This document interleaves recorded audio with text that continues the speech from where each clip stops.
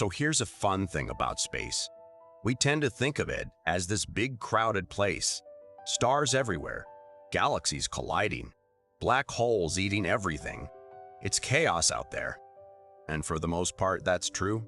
Look in any direction, point your telescope at a random patch of sky, and you'll find something. Stars, dust, gas, galaxies. At least a few thousand galaxies, actually, in any given region about the size of the moon.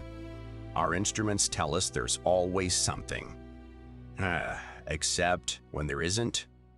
In 1981, astronomer Robert Kirshner was doing a routine survey, redshifts, looking at how fast galaxies are moving away from us. Standard stuff, nothing glamorous. But he noticed something odd. There was a region in the constellation Boötes where nothing was there. Not nothing in the poetic sense, nothing in the scientific sense. 0 galaxies, 0 stars, 0 gas, just empty space. A void so big it makes most things in the universe look small. They called it the Boötes Void, also known as the Great Nothing. It's about 330 million light-years across. Put another way, you could fit the entire Milky Way galaxy inside it roughly 1,000 times, maybe more. We lost count. The math gets depressing after a while. And here's what makes it really strange. In a region that size, you would expect to find about 2,000 galaxies. Maybe 2,200 if we're being pessimistic. Give or take a few. Instead, they found 60. 60 galaxies in a space that should hold 2,000. That's like searching the Sahara Desert and finding only 6 grains of sand. So what happened? Why is there nothing there? Well, scientists had 3 ideas. And by scientists had 3 ideas, I mean scientists have been arguing about this for 40 years and still can't agree. The first theory, maybe it's a region swept clean by massive stellar explosions. Supernovas. Imagine a chain reaction of stars going off like cosmic firecrackers, pushing all the gas and dust out of the region, leaving nothing behind but emptiness. It's a nice theory. The problem is, you need thousands of supernovas to clear a region this size, and we don't see enough evidence of that happening. Also, the timeline doesn't really work. The void is too old for this explanation. Theory 2, dark matter. You know, that's invisible stuff we can't detect directly but makes up most of the universe. Maybe there's a massive concentration of dark matter in that region, pulling everything away, like a cosmic vacuum cleaner sucking galaxies out of existence. Also a nice theory. But here's the problem. Dark matter should leave a gravitational signature.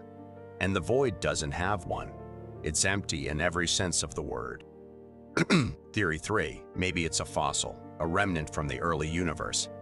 See, when the universe was young, it wasn't perfectly uniform. Some regions were slightly denser, slightly cooler. These became the seeds of galaxy clusters.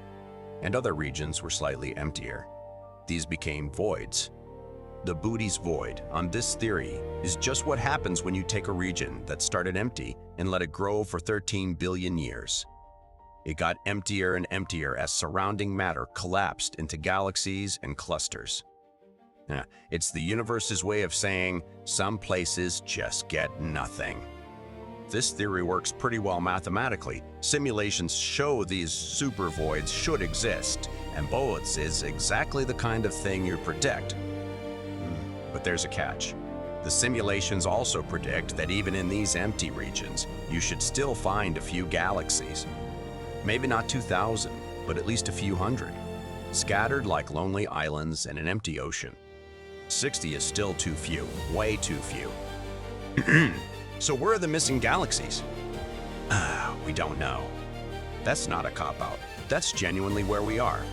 The Boötes Void remains one of the great unsolved mysteries in cosmology. It's not that we lack data. We've mapped that region extensively. It's not that we lack theories. We've had 40 years to come up with them. The problem is that every explanation has a hole, sometimes literally. Some scientists suggest there might be galaxies in the void that are just too dim for us to see. Ultra-diffuse galaxies. Faint, tiny, hidden in the darkness like stars that gave up. Others wonder if we're measuring it wrong. Maybe the void isn't actually spherical. Maybe it's a tube, a bubble, a shape we don't have a word for. Maybe our entire mapping of that region is flawed. And a very brave few, wonder if maybe, just maybe, something is actively keeping it empty. Something we don't understand. Something that doesn't fit into our physics. That's the kind of theory that gets you stared at in conferences. But here's the thing, the void isn't alone. It turns out the universe is full of these empty regions, voids of all sizes, scattered throughout cosmic web. Some tiny, a few million light years across, others enormous, like Boötes. They're the holes in the Swiss cheese of the cosmos, and they matter more than we used to think. The way galaxies cluster and the way voids spread, that's information.